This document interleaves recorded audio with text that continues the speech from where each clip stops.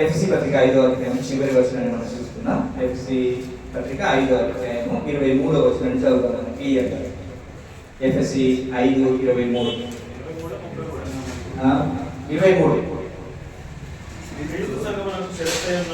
క్రీస్తు సంఘమునకు అన్నాడా, సంఘములకు అన్నాడు అన్నాడు. మంచి చదువుతున్నా. సింగులర్ అంటే ప్లూరల్ ఉందా? సింగులర్. సంఘమునకు. సంఘమునకు అంటే ఒక్కటే సంఘము. ఎన్ని సంఘాలన్నా? ఒక్కటే సంఘం. ఈరోజు మనం ఇక్కడ ఉండొచ్చు, రేపు ట్రాన్స్ఫర్స్ వచ్చి పదోన్నతులు వచ్చి ఎక్కడికైనా వెళ్ళొచ్చు. పరిస్థితుల దృష్ట్యా మన సొంత ఊళ్ళకి వెళ్ళిపోవచ్చు, లేదంటే ఇంకే వేరే అబ్రాడ్ వెళ్ళిపోవచ్చు. కానీ ఎక్కడున్నా కానీ మనమందరం కూడా క్రీస్తు సంఘంలోనే, వేరే సంఘము గ్రంథంలో ప్రస్తావించలేదు, దాంట్లోనే రక్షణ ఉంది. క్రీస్తు సంఘములకు అనలేదు, సంఘముకు లేదంటే శరీరమునకు శిరస్సై ఉన్నాడు అని చెప్పేసి ఒక అతిథి చదువుకుందాం మనం. క్రీస్తే శరీరమునకు రక్షకుడై ఉన్నాడు. శరీరములకు అన్నాడా? శరీరమునకు అంటే ఒకటే సింగులర్. మళ్ళీ బాగా గమనించాలి. క్రీస్తు దేనికి రక్షకుడై ఉన్నాడు? శరీరమునకు రక్షకుడై ఉన్నాడు. శరీరం అంటే ఏంటి? సంఘము. శరీరం అంటే ఏంటి? సంఘము. సంఘమునకు అంటే ఆయన సంఘమునకు ఆయన రక్షకుడై ఉన్నాడు. ఇప్పుడు రక్షణ ఎక్కడ ఉంది? సంఘములో. రక్షణ ఎక్కడ ఉంది నాన్న? క్రీస్తు సంఘంలో మాత్రమే రక్షణ ఉంది అనేటువంటి జ్ఞానాన్ని కలిగి మనం అందరం ఉంటాం.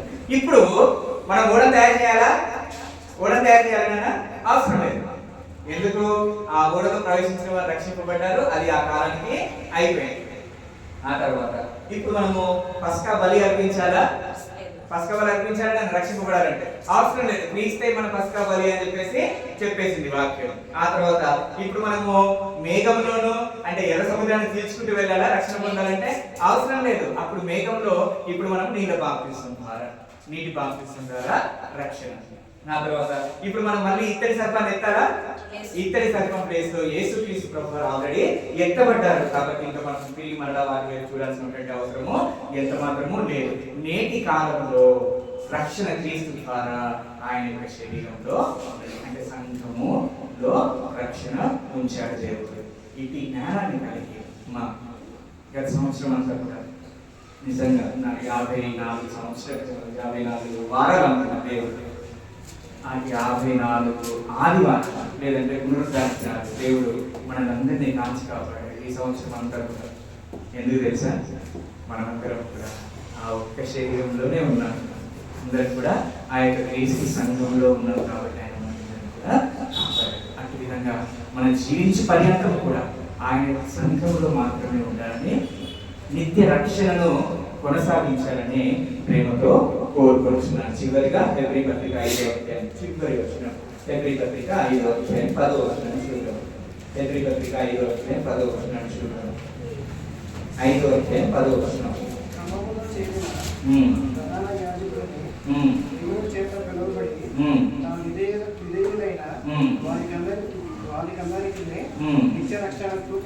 నిత్య రక్షణ ఇంకా ఇది ఏంటిది? మామూలుగా అప్పుడు ఉన్నట్టు ఓడలో ఉన్నటువంటి రక్షణ కాదు, సర్పాన్ని చూస్తే వచ్చే రక్షణ కాదు, అటు విధంగా ఎర్ర సముద్రాన్ని దాటితే వచ్చేటువంటి రక్షణ కాదు. ఇదేం రక్షణ? నిత్య రక్షణ. సంఘంలో ఉంటే ఏంటి మనకి? నిత్య రక్షణ. అటు విధంగా మనం కూడా సంఘంలో కొనసాగుతాం. అటు దేవుడు మనకి అనుగ్రహించిన కాక ఆమేన్.